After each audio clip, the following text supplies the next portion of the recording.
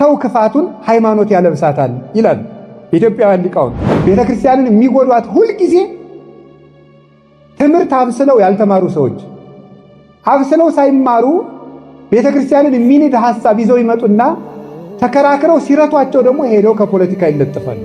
ይሄ ዘመን ምን እያደረገን እንደሆነ ታውቃላችሁ? እንዳናስብ እያደረገን። ዓለም መቼ ይጠፋል ብላችሁ ብትጠይቁኝ ማሰቢያ ቆመለት ብዬ ነው የምናገረው። የዩቲዩብን ሳትጨርሰው የፌስቡኩ ይመጣል። የፌስቡክን ሳትጨርሰው የቲክቶክ ይመጣል። የዚያን ሳትጨርሰው የምትደውለው ስልክ አለ። ተንኮልን የሚያመነጩት ስራ ፈቶች ናቸው። ክፋትን፣ ቂምን፣ ሰው ከሰው ማጣላትን የሚያመጣው ስራ ፈቶ ቁጭ ማለት ነው።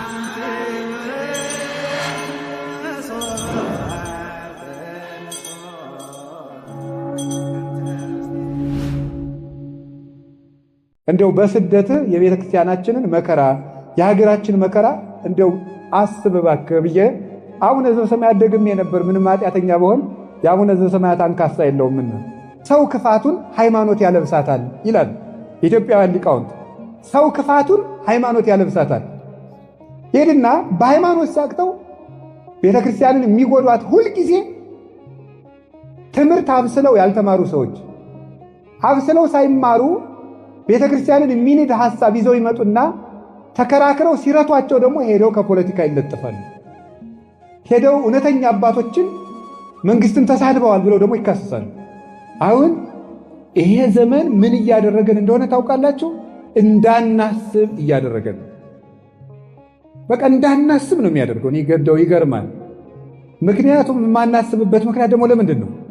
ቁጭ ብለን እንዳናስብ ማሰቢያችን በሙሉ ጥቅጥቅ እንዲል እየተደረገ ነው። ይሄን የፈጠረው ምንድን ነው? ዓለሙ የሚሰጠን የቤት ስራ አለ። ጦርነት አለ፣ ብጥብጥ አለ፣ ስድድብ አለ።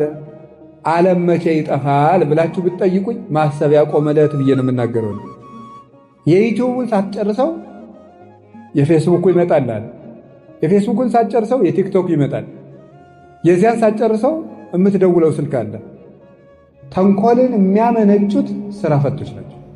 ክፋትን፣ ቂምን፣ ሰው ከሰው ማጣላትን የሚያመጣው ስራ ፈቶ ቁጭ ማለት ነው።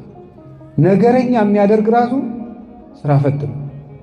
ስራ ፈትነት አንዳንድ ጊዜ እኔ ሳየው ፈረንጆቹ ተንኮል አላቸው። ያው ተንኮል የነሱ እንዲያውም ስትራቴጂክ ተንኮል ነው። በጣም ኃይለኛ ተንኮል ነው። እንደዚህ ቀለል ያለ ተንኮል አይነካካቸውም። ሀገር አቀፍ ተንኮል፣ ወንዝ ተሻጋሪ ተንኮል፣ ዓለም አህጉር አቀፍ ተንኮል ነው የሚተነኮሉ የነሱ። ኢትዮጵያውያን ግን እንዲሁ በጥቃቅኑ ሁሉ ተንኮለኛ እንደው ባንሆን ጥሩ ነው ብዬ አስባለሁ። ማለት ወግ ሰንጣቂ ሆነናል ልላችሁ ፈልጌ ነው። ነገር ሰንጣቂና ያንዱ ስራ ፈት ስለሆንን ይመስለኛል።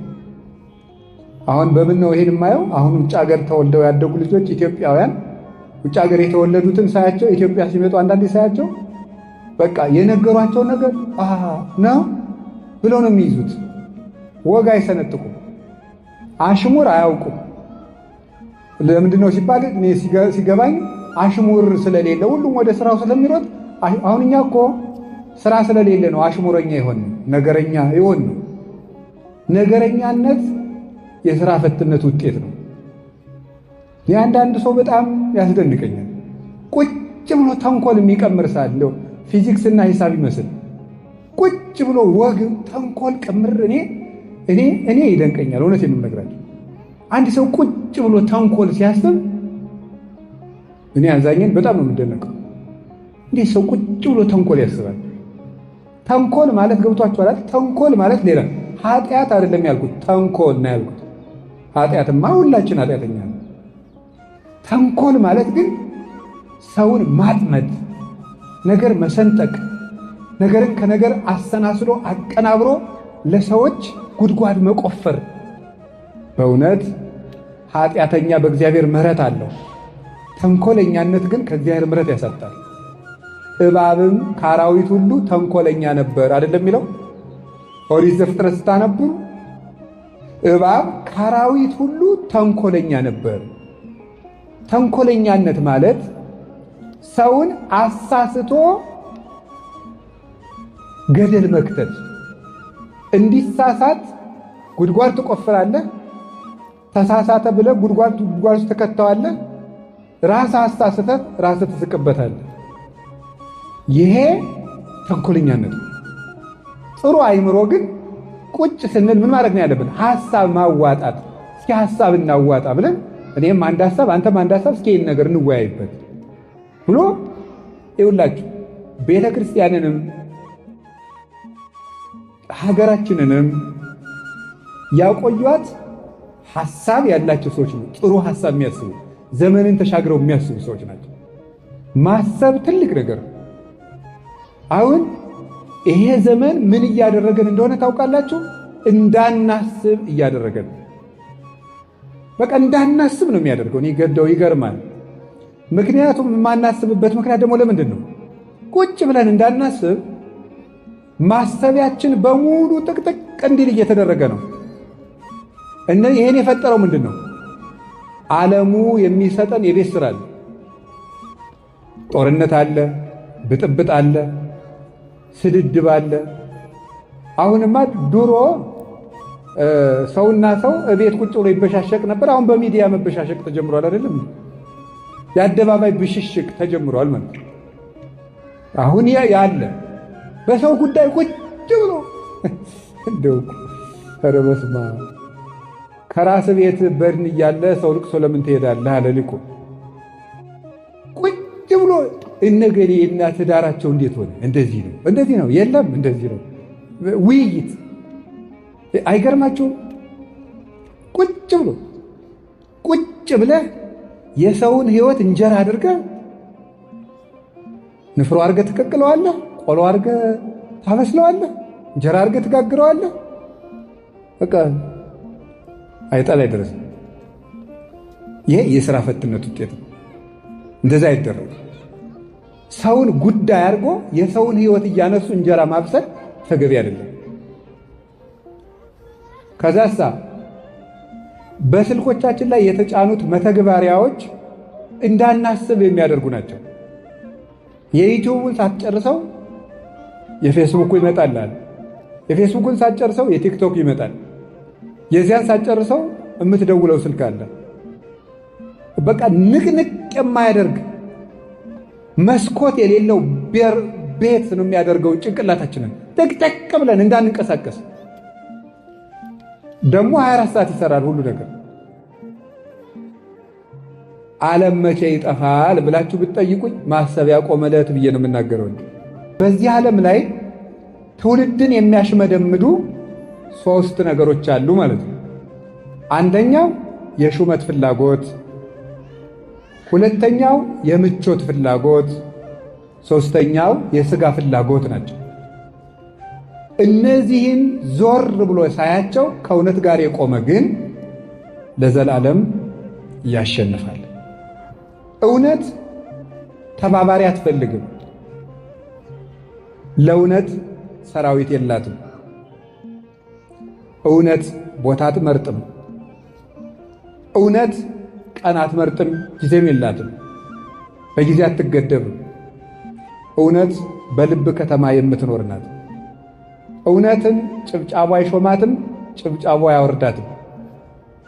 እውነት በአእምሮ ከተማ ነግሳ ትኖራለች። የእውነት መንበሯ ንጹሕ ልብ ነው። ስለዚህ እውነት ለዘላለም ታሸንፋለች። እውነት ብቻዋን ቆማ ከዓለም በላይ ትከበራለች። ለምንድን ነው እንደዚህ ያልኩት ብትሉ 2-3 ነገሮችን ልነግራችሁ ፈልጌ ነው።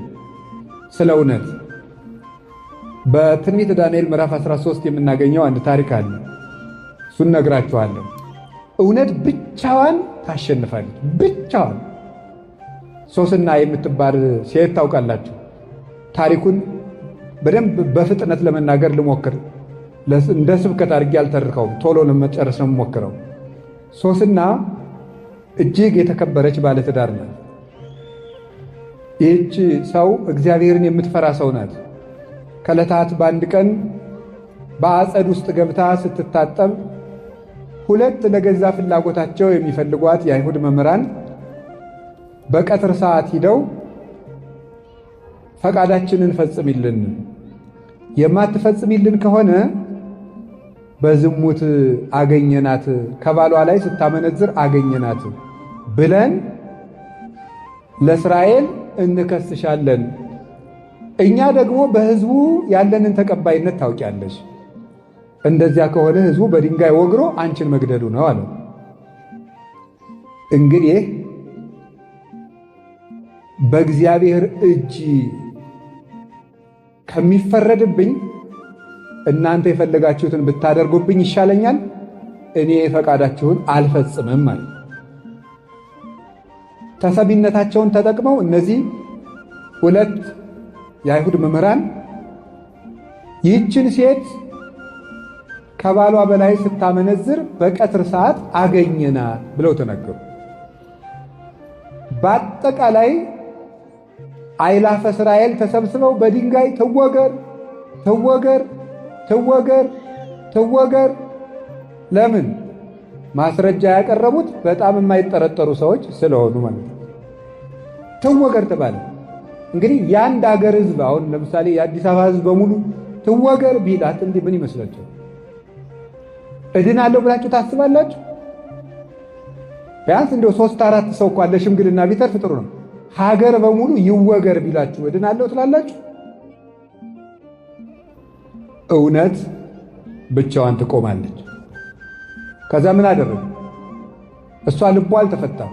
የእስራኤል አምላክ የእውነት ዳኛ አንተ እንደ ፍርድ ፍረድልኝ ያለች ጸልያለች።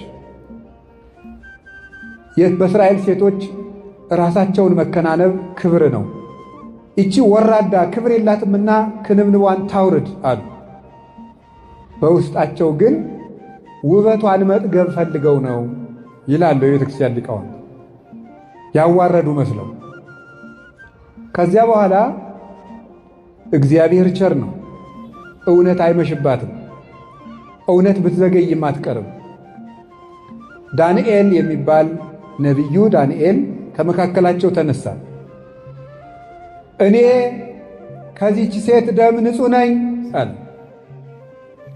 ና ማእከሌነ እስመ እግዚአብሔር አልሐቀከ፣ እግዚአብሔር አንተን በመካከላችን ታላቅ አድርጎሃልና ና በመካከላችን ፍረድ አሉት። የእውነት ኃይሏ ሺዎች እየጮሁ የአንድ ሰው ጩኸት የ1000 ሰው ጩኸትን ዝም እንዲል አደረጋቸው። ግርም ነው ያለው የሚያደርገው።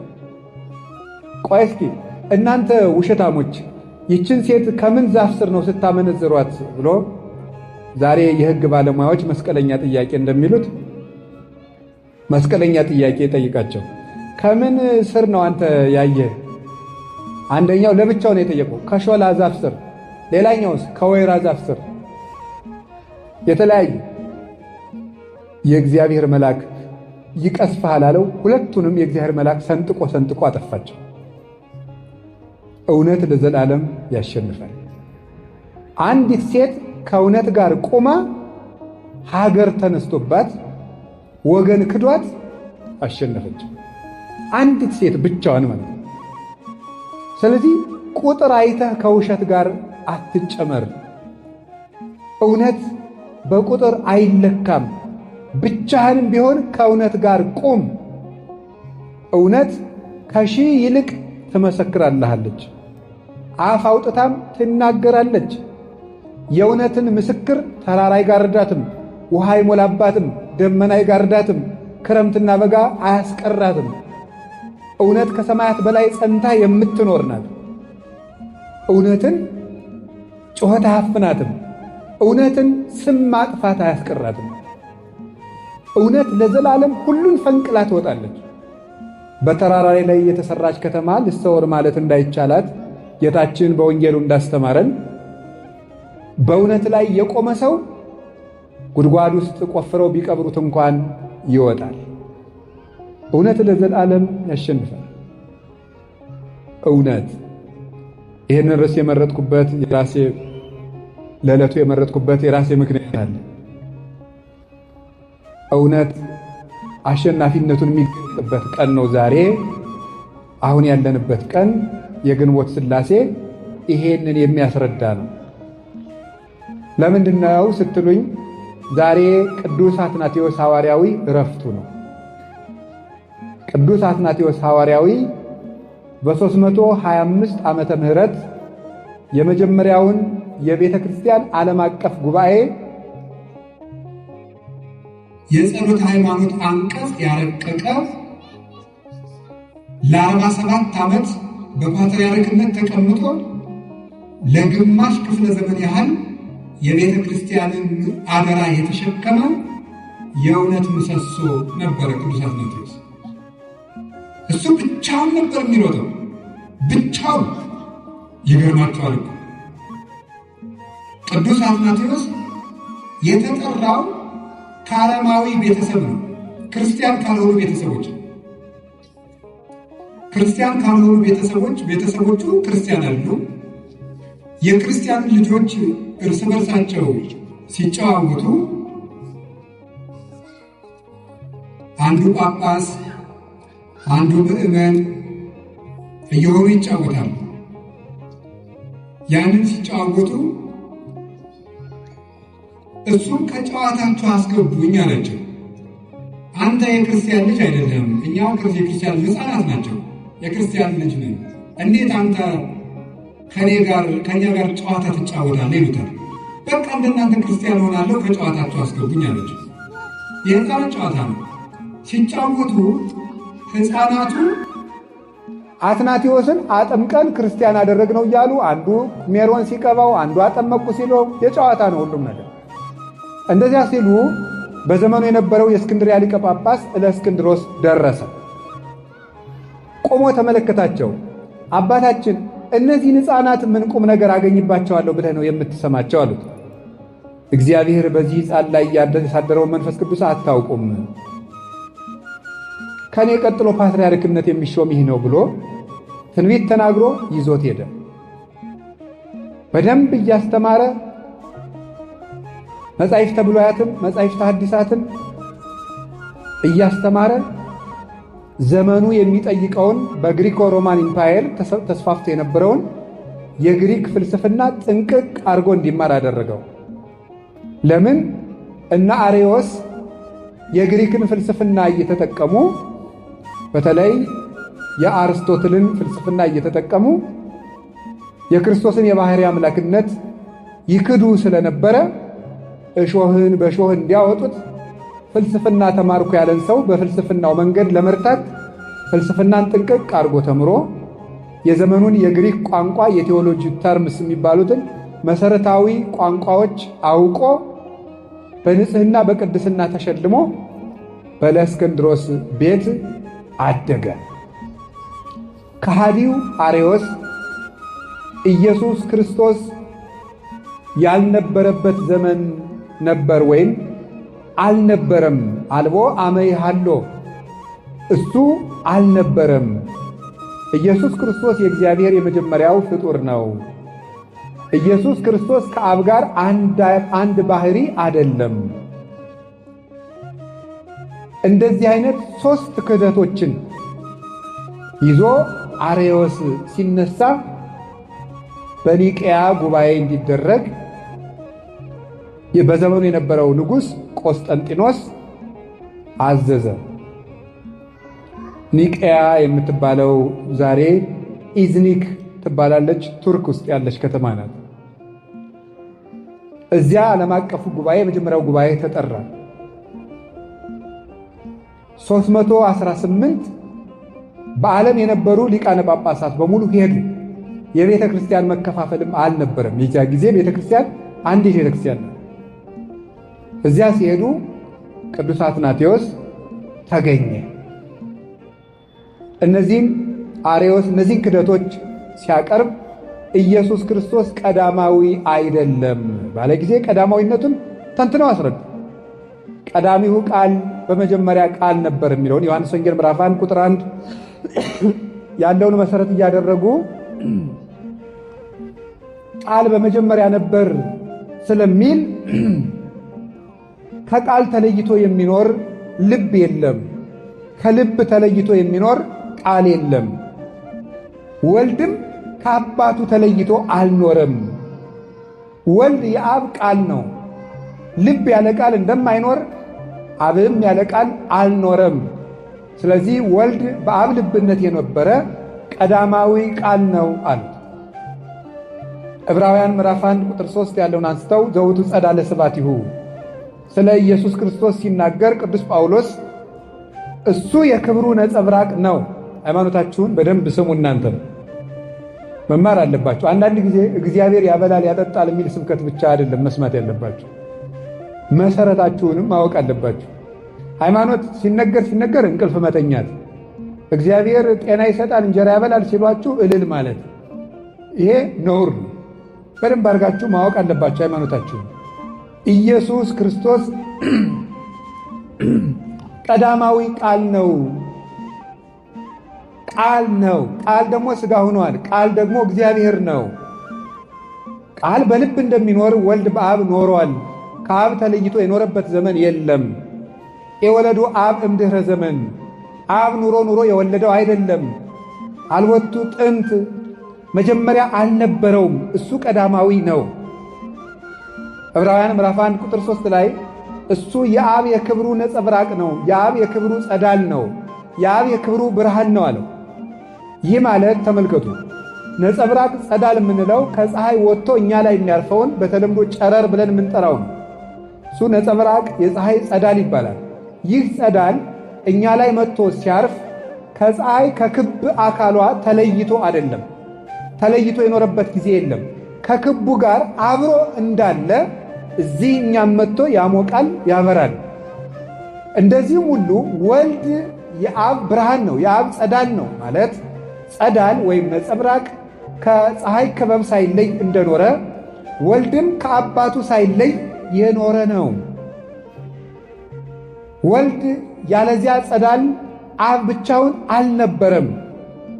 አብ ማለት አባት ማለት ነው። አባት የአብ ደግሞ አብነቱ ቀድሞ የነበረ ነው። ወልድን ኑሮ ወለደው ካልን ግን አብም አብ የሆነ ኖሮ ነው ማለት ነው። ምክንያቱም ያለ ልጅ አባት የሚባል የለምና። ስለዚህ ክርስቶስ ዓለማት ሳይፈጠሩ በአብ ክብር የነበረ ነው። እሱም ከአባቱ ጋር አንድ ነው። ኩሉ ዘቦላዌ የዚአየ ውእቱ ዮሐንስ ወንጌል ምዕራፍ 16 ቁጥር 15 ላይ ለአባቴ የሆነው ሁሉ የኔ ነው ብሏል። ለአባቴ የሆነው ሁሉ የኔ ነው። ለአባቴ የሆነው ሁሉ የኔ ነው። ያዙ። ለአባቴ የሆነው ሁሉ የኔ ነው ማለት ምንድን ነው? የአብ ቀዳማዊነት የወልድ ቀዳማዊነት ነው። የአብ ሕያውነት የወልድ ሕያውነት ነው። የአብ ሕይወትነት የወልድ ሕይወትነት ነው። የአብ ምሉዕነት የወልድ ምሉዕነት ነው። የአብ ረቂቅነት የወልድ ረቂቅነት ነው። የአብ ሁሉን ቻይነት የወልድ ሁሉን ቻይነት ነው። የአብ ሁሉን አዋቂነት የወልድ ሁሉን አዋቂነት ነው። የአብ አይመረመሬነት የወልድም አይመረመሬነት ነው። አብ እንደማይመረመር ወልድም አይመረመርም። አልቦ ዘየአምሮ ለአብ ዘእንበለ ወልድ ባሕቲቱ ወአልቦ ዘየአምሮ ለወልድ ዘእንበለ አብ ባሕቲቱ። ከአብ በቀር ወልድን የሚያውቀው የለም፣ ከወልድም በቀር አብን የሚያውቀው የለም።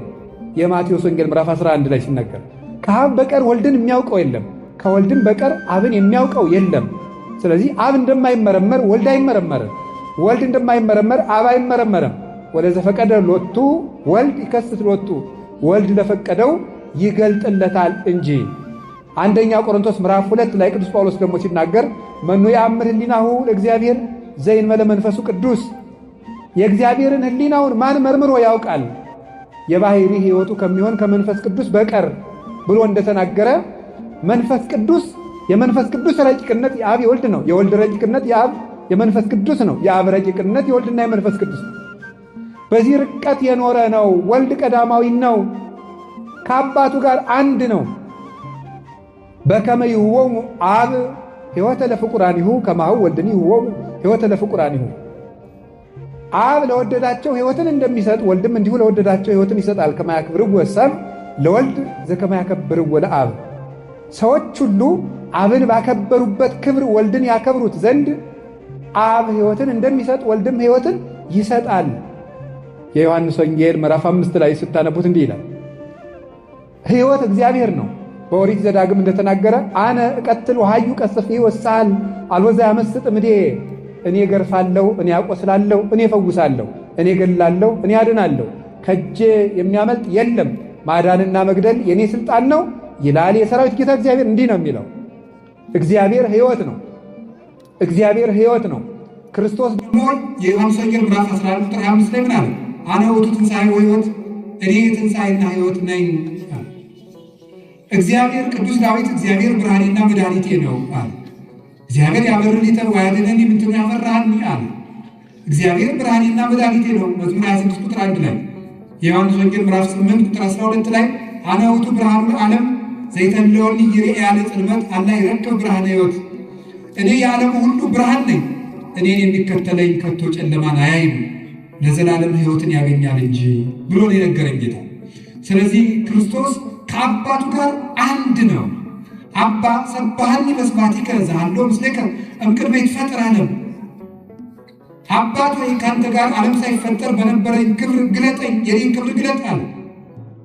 ወዝንቱ ውእቱ ሕይወት ዘላለም ከመ ያእምሩከ ለከ ለአምላከ ጽድቅ ባሕቲትከ ወለዘፈነውኮ ኢየሱስ ክርስቶስ ወልድከ። የዮሐንስ ወንጌል ምዕራፍ 17 ላይ ሲናገር አባቴ ሆይ የዘላለም ሕይወት ይህች ናት፣ የዘላለም ሕይወት ይህች ናት፣ ብቻህን አምላክ የምትሆን አንተን ያውቁ ዘንድ የላከው ልጅህን ኢየሱስ ክርስቶስ የሚያውቁ ዘንድ ነው። እንግዲህ የዘላለም ሕይወት አብን በማወቅና ወልድን በማወቅ የሚገኝ ከሆነ የዘላለም ሕይወት በአንድ አምላክ ይሰጣል እንጂ በዋና አምላክና በተከታይ አምላክ የሚሰጥ አይደለም። አምላክም አንድ ነው፣ ሕይወት ሰጭም አንድ ነው። እንደዚያ ከሆነ አብን ማወቅ ሕይወት ከሆነ ወልድንም ማወቅ ሕይወት ከሆነ ሕይወት ደግሞ ለዓለም ያለው አንድ ነውና አንድ ሕይወት አለውና ለዓለም ያ አንድ ሕይወት እሱ ከአባቱ ከመንፈስ ቅዱስ ጋር ሩይ በመለኮቱ የሚሆን አንድ የባሕሪ ጌታ ኢየሱስ ክርስቶስ ነው። አንደኛ ዮሐንስ ምዕራፍ 5 ቁጥር 20 ላይ እንዲህ ይላል ቅዱስ ዮሐንስ በመልእክቱ ሲናገር ንነሰ ነአምን ከመ መጽአ ወልደ እግዚአብሔር ወሀበነ ልበ ከመ ናይምሮ ለእግዚአብሔር በጽድቅ፣ እኛ ግን የእግዚአብሔር ልጅ እንደመጣ እግዚአብሔርንም እናውቅ ዘንድ ልቡናን እንደሰጠን እናውቃለን። ወሀለውነ በአሚን በወልደ እግዚአብሔር ዘውእቱ ዘበአማን እግዚአብሔር፣ አንድያ ልጅ በሚሆን በእግዚአብሔር ልጅ በኢየሱስ ክርስቶስ በማመን ጸንተን ይሄው እንኖራለን። እሱም ለዘላለሙ እውነተኛ አምላክ ነው ይላል። ስለዚህ ኢየሱስ ክርስቶስ ከአባቱ ጋር አንድ ነው። እኔና አብ አንድ ነን። ዘሬኪያየ ርእዮ ለአቡየ፣ አባቴን ያየ እኔን አየ።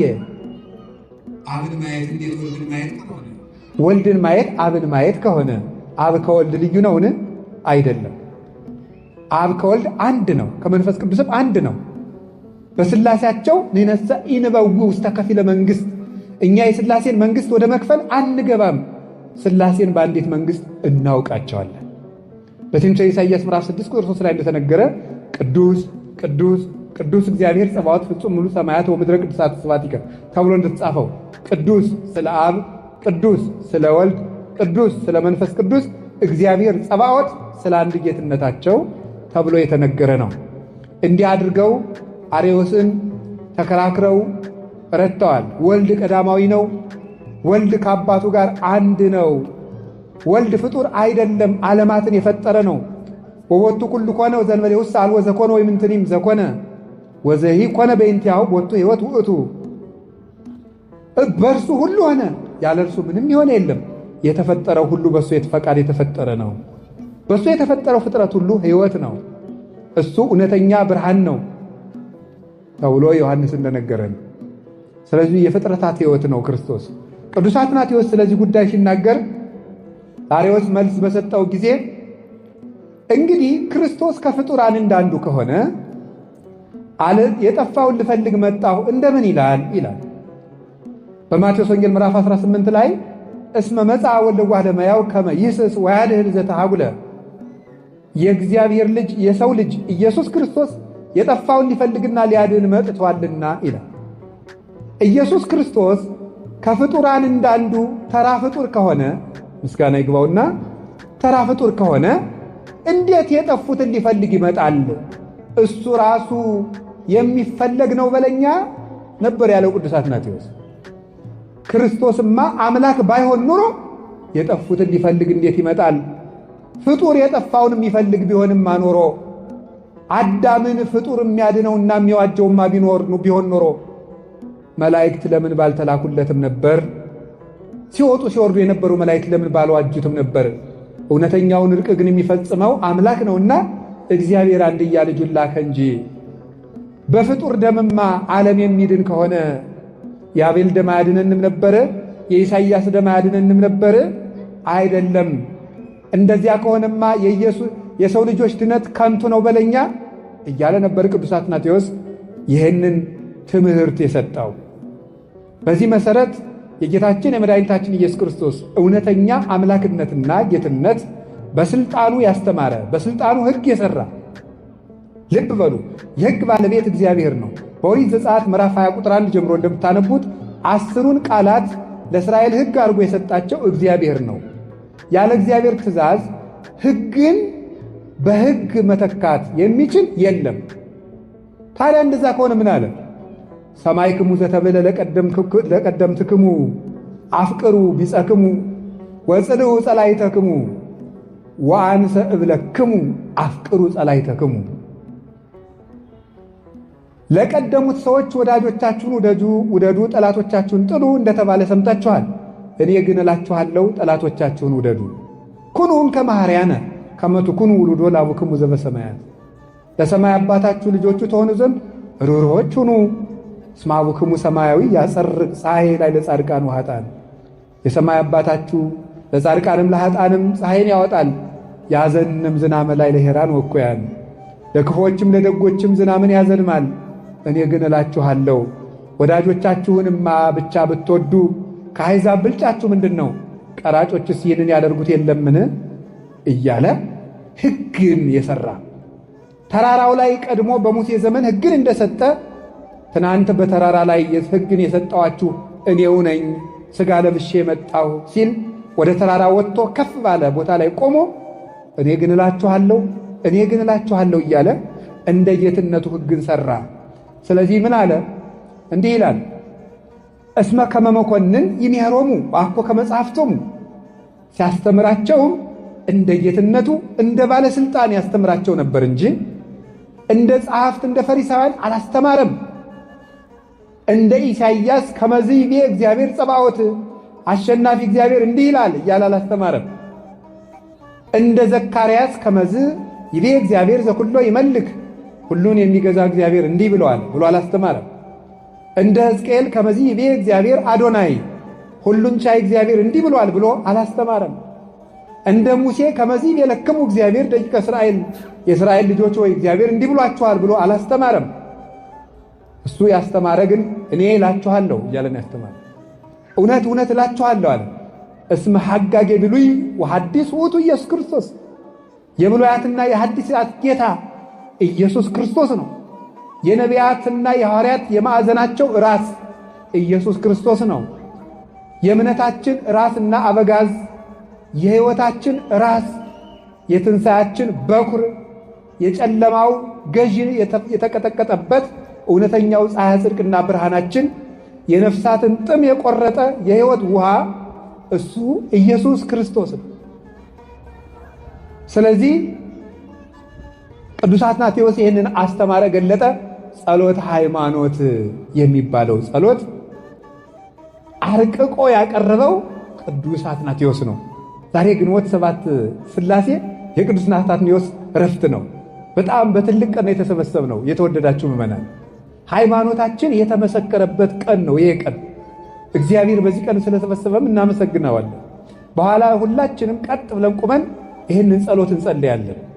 የሕይወታችን ጌታ ትንሣኤያችን ኢየሱስ ክርስቶስ እውነት ሆኖ ያሸነፈበት ከ318ቱ ሊቃውንት ጋር 319ኛ ብሎ የአርዮስን ልብ በረቂቅ ሥልጣኑ የወጋበት በዮሐንስ ወንጌል ቀዳማዊ ቃል በሚለው ቃሉ የክደትን እንክርዳድ አበጥሮ የዘራበት በመንፈስ ቅዱስ እስትንፋስነት እንክርዳዱን አርዮስን ከአዝመራው የለየበት የትልቁ መሳሪያውና መዶሻው የቅዱስ አትናቴዎስ ዕረፍቱ ነው ዛሬ።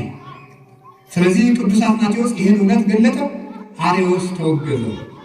አርዮስ ከተወገዘ በኋላ እለእስክንድሮስ ሲያርፍ አርዮስ ሞቶ እለእስክንድሮስ አርፎ አትናቴዎስ በእለእስክንድሮስ መንበር የእስክንድርያ ፓትርያርክ ሆኖ ሲሾም እለእስክንድሮስ ሊሞት ሲል እንዲህ ብሎት ነበረ። አትናቴዎስ ወይ አንተ የቤተ ክርስቲያን ሹመት ትሸሸዋለህ፣ ግን ይከተልሃል እንጂ አይለቅህም ብሎት ነበር። ቅዱስ አትናቴዎስን ቅዱስ ጎርጎርዮስ ዘንዚናዙ ሲያመሰግነው የቅድስና ሁሉ ፍሬ፣ የቅድስና ውበት ምልክት፣ የትሩፋት ሁሉ መገኛ ነው አትናቴዎስ ይለዋል ቅዱስ አትናቴዎስን ሲያመሰግነው። ስለዚህ ቅዱስ አትናቴዎስ 47 ዓመት በእስክንድርያ መንበር ሲቀመጥ 17ቱን ዓመት በስደት ነው የኖረው። 17ቱን ዓመት። ርዕሳችን ምንድን ነው? እውነት ያሸንፋል። በውሸት ከሰውት ያውቃሉ። እጅ ቆርጧል ብለው ከሰውት ያውቃሉ። ይገርማቸዋል። ቅዱስ አትናቴዎስን በትምህርት ቢያቅታቸው ከሰሱት። ምን አድርጎ? ያን ድሃ እጅ ቆርጧል ብለው። በአጋጣሚ እጁ ተቆርጧል ተብሎ ከተባለ ቅዱስ አትናቴዎስ ተከሶ ቀረበ። ይገርማቸዋል። የሰው እጁ ተቆርጧል ተብሎ የታሰረው ሰውዬ በአጋጣሚ ለሌላ ጉዳይ በጉባኤው ተገኘ። ቅረብ አሉት። ምን ቆርጧል ነው ያላችሁኝ? ያለ ቅዱስ አትናቴዎስ እጅ። ምን ቆርጧል ነው ያላችሁኝ? እጅ። የቆረጥኩት ሰው ስሙ ማን ይባላል? እገሌ። የውሸት የምንፍቅና የክደት ጳጳሳት ተሰብስበው እንደዘመኑ ምን እንደቆረጥኩት? እጅ። አየህ፣ ጅል ሰው ትልቅ ስራ መስራት ሲያቅተው ትልቅ ሰው ሰርቦ ይታወቃል። የጅል ሰው አካሄድ እንደዚህ ነው። ጅል አያርጋችሁ እግዚአብሔር።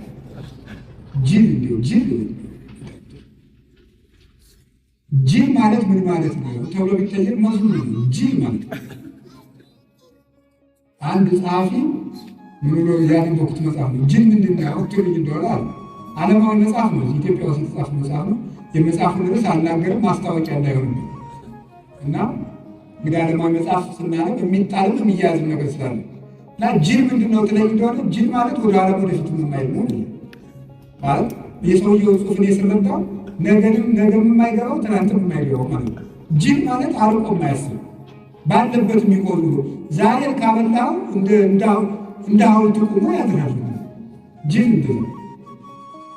እነዚያ ጅል ጳጳሳት ተሰብስበው እጅ ቆርጧል አሉ። ከዛ ምን አደረገ? አንዱን እጅ ደበቀና አንዱን እጅ ከፍ አድርጋለሁ። በአጋጣሚ ቅዱስ አትናቴዎስ ትክ ብሎ ሲመለከት ሰው ሁሉ አትናቴዎስ ምን ይሆን ብሎ ተሰብስቧል። ትክ ብሎ ሲመለከት ያን ቆርጧል የተባለው ሰው እያየው ና ወደፊት አለ። መጣ። ቀኝ እጅን አንሳው አወጣ እና የታሪክ ቆረጥኩት ሲባል ሌላኛው እጁ ነው። ይሄኛውን እጁ ሰውሮታል። ይሄኛውን እጅ ብድግ አድርግና ቅዱስ አትናቴዎስ እንግዲህ የቆረጥኩት ሶስተኛውን እጅ ነው ብሎ ተናገራቸው። እውነት ያሸንፋል። ተሰብስበው በውሸት ያንን ምሰሶ፣ ያንን የክፍለ ዘመን ብርሃን፣ ያንን የቤተ ክርስቲያን ኮከብ ብቻውን 50 ዓመት የቆመ አምድ ነበር ቅዱስ አትናቴዎስ ብቻውን። ከእውነት ጋር ከሆኑ ግን አንድ ሆኖም ብዙነት ነው። ሄድና ይሄን መሰከረ። ንጉሱን እንግዲህ ታውቃላችሁ፣ ከሚስት ውጭ የተወለደ ሰው ስድብ አለው አይደል? ቃሉን ባንናገረው ይሻላል። የሚሰደብበት ከሚስት ውጭ የተወለደ ልጅ እንደዛ ነው። በሀገራችን ከሚስት ውጭ የተወለደ ሰው ጳጳስ አይሆንም ነበር። ታውቃላችሁ አይደል? ከሌላ ሚስት የተወለደ ሰው አይሾምም። እስከ ብዙ ጊዜ ፓትርያርክ አይሆንም ነበር። እሱ ብቻ አይደለም፣ ቄስ መሆን አይችልም። ከሌላ ሚስት የተወለደ ሕጋዊ ከሆነ ባለትዳር ያልተወለደ ሰው ቄስ መሆን አይችልም። ስርዓተ ቤተክርስቲያን ይከለክላል። አሁን የቄሶችን እናት አባት ደግሞ ምርመራ እንዳትገቡ። የኢትዮጵያ ምዕመናን እኮ የሰው ኃጢአት ለማጥናት አርኪኦሎጂስቶች እኮ ናችሁ እናንተ ጀግኖች። አይ እሱ ውስጥ እንዳትገቡ። አሁን ንጉሱ ቆስጠንጢኖስ በዚያ መንገድ እንዳልተወለደ አጥንተው አትናቴዎስን በእውቀት ቢሉ በስም ማጥፋት ቢሉ በኃጢአት ቢሉ አልገኝ ቢላቸው ምን ብለው ተናገሩ መሰላችሁ? ንጉሱን ከሚስቱ ውጭ የተወለደ ነው ብሎ ተሳድቧል ብለው ለንጉስ ከሰሱ። ከእስክንድሪያ ወደ ሮም ስንዴ ግብር እንዳይላክ አድርጓል፣ የመንግስትን መንበር እየነቀነቀ ነው ብለው ከሰሱት። አቅም ሲያቅትህ ወይ ወደ ውሸት ትጠጋለህ ወይ ወደ ፖለቲካ ትጠጋለህ። እንደዚህ በጣም ችግር እኮ ነው። የሃይማኖት አባት ከሆንክ ሃይማኖትን ብቻ ይዘህ ትቆማለህ። በሃይማኖት እድል ትነሳለህ። እስመ ሰብእ ለእከዩ ሃይማኖት ያለብሳ፣ ሰው ክፋቱን ሃይማኖት ያለብሳታል ይላል የኢትዮጵያውያን ሊቃውንት። ሰው ክፋቱን ሃይማኖት ያለብሳታል። ሄድና በሃይማኖት ሳቅተው ቤተ ክርስቲያንን የሚጎዷት ሁልጊዜ ትምህርት አብስለው ያልተማሩ ሰዎች አብስለው ሳይማሩ ቤተ ክርስቲያንን የሚንድ ሐሳብ ይዘው ይመጡና ተከራክረው ሲረቷቸው ደግሞ ሄደው ከፖለቲካ ይለጥፋሉ። ሄደው እውነተኛ አባቶችን መንግስትን ተሳድበዋል ብለው ደግሞ ይካሰሳሉ። እንደዚህ ያሉ ሰዎች እንዲህ ናቸው። ቅዱስ አትናቴዎስ ተሰደደ። በአጋጣሚ 2 ዓመት ተሰዶ ያሳለፈባትን ዓመት የዛሬ ዓመት በዚህችው ቀን እዚያ ነበርኩኝ። ጀርመን ውስጥ ፍሬር የምትባል ከተማ ውስጥ ናት እና እዛች ተሰዶ 2 ዓመት በስደት ከእስክንድርያ ያሳልፏልና የዛሬ ዓመት በ7 እዚያችው ቦታ በመገኘት እኔ ደስ ብሎኛል። ቅዱስ አትናቴዎስ ስለምወደው እንደው በስደት የቤተ ክርስቲያናችንን መከራ የሀገራችን መከራ እንደው አስብ እባክህ ብዬ አቡነ ዘበሰማያት ደግሜ ነበር። ምንም ኃጢአተኛ በሆን የአቡነ ዘበሰማያት አንካሳ የለውምና እና ልላችሁ የፈለግኩት ያ ሁሉ ዘመን አብቅቶ ያ ሁሉ ግፍ አብቅቶ በገዳማት ተሰዶ ተንከራቶ አርዮሳዊ ጊዮርጊስ የሚባል ደግሞ ተሹሞ እጅግ ተንኮለኛ የሆነ እንግዲህ ታውቃላችሁ፣ ቅዱስ አትናቴዎስ የምን ለኢትዮጵያ ቤተክርስቲያን ትልቅ ባለውለታዋ ነው። የኢትዮጵያውያን የመጀመሪያውን ጳጳስ አቡነ ሰላማ ከሳቴ ብርሃንን የሾመልን ቅዱስ አትናቴዎስ ነው። ታውቃላችሁ፣ ቅዱስ አትናቴዎስ ነው የኢትዮጵያውን የመጀመሪያውን ጳጳስ ሾሞ የሰደደልን አቡነ ሰላማ ከሳቴ ብርሃን። አቡነ ሰላማ ከሳቴ ብርሃን ተሹመው ኢትዮጵያ ከመጡ በኋላ ቅዱስ አትናቴዎስ በነገረ ሰሪዎች ምክንያት ለንጉሱ በተሰራ ነገር ሥራ ያለበደሉ ተሰዶ በግዞት በሄደበት ወቅት አርዮሳዊ ጊዮርጊስ የሚባል ጳጳስ ተሹሞ ነበር። ምዕመናን ያንን አንቀበልም ብለው ብዙ ግፍ ተቀብለዋል። ተደብድበዋል፣ ታስረዋል። ከሚያስቀድሱበት እየተሸከሙ እያወጡ ወርውረዋቸዋል። በእሳት አቃጥለዋቸዋል። ብዙ ስቃይ አድርሰውባቸዋል። ይገርማቸዋል። ግን የእኛ አባት ስደተኛው አትናቴዎስ ነው እያሉ ቆዩ። የትንሣኤ ዕለት ታስሮና ተሰዶ ባለበት የሚልክላቸውን ደብዳቤ እያነበቡ ምዕመናን ቤተክርስቲያናቸውን ጠበቁ። አክሱም የነበሩት የሀገራችን ነገሥታት አብርሃና አጽብሃ፣ እነዚያ ነገሥታት በዘመኑ የነበረው ንጉሥ በተለይ ቆስጠንጢኖስ ካረፈ በኋላ የሮማ ንጉሥ ወይም የባዛንታይን መንግስት የሚባለው ከሁለት ተከፍሎ ምስራቅ ሮማ እና ምዕራብ ሮማ ተብሎ ተከፍሎ ነበርና አንደኛው ገዢ ቅዱስ አትናቴዎስ በጣም የሚጠላ ነበር። አንደኛው ቆስጣዲዮስ የሚባለው የቆስጠንጢኖስ ልጅ እሱ ለአብርሃና ወአጽብሃ ለኢትዮጵያ ነገሥታት ሰላማ ከሳቴ ብርሃን የምትሉት ውሸት ነው፣ እውነተኛውን ሃይማኖት የያዘው ጊዮርጊስ ነው። ስለዚህ አትናቴዎስ ውሸታም ነው። አትናቴዎስ ስለሾመው የእናንተ ጳጳስም ትክክል አይደለም፣ ስለዚህ ሌላ ጳጳስ ተቀበሉ ብሎ ደብዳቤ ጽፍላቸው እኛ በሐዋርያት ሰንሰለት የወረደውን እውነተኛውን የክህነት ቅብብሎች አግኝተናል፣ ሃይማኖታችንም እንደ አትናቴዎስ ነው ብለው የሀገራችን ነገሥታት ከስደተኛው አትናቴዎስ ጋር በመቆም ኢትዮጵያውያን ከእውነት ጋር የመቆም ታሪክ ያለን ሰዎች ነን።